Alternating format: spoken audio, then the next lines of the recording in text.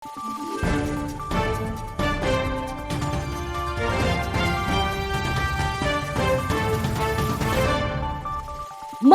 araw, Pilipinas! Ito ang Valiente News hatid sa inyo ng Office of the Vice President.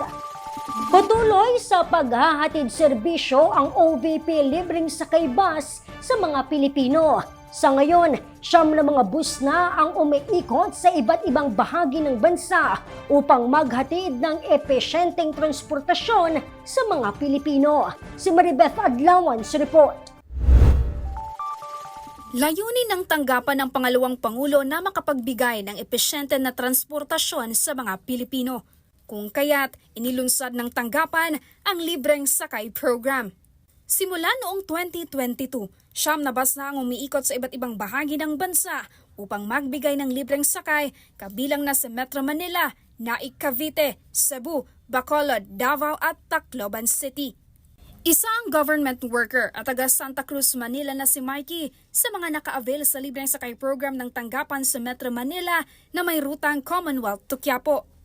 Anya, mas komportable ang biyahe sa loob ng OVP libreng sakay bus. Mabait din umano ang driver at maging ang konduktor ng bus. Nakakatulong talaga siya ng malaki na nakakatipid kami. No?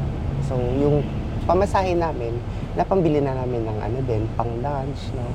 Sana marami pa pong bus na ganito. Kasi sa pagkakaalam ko, 2 bus lang po.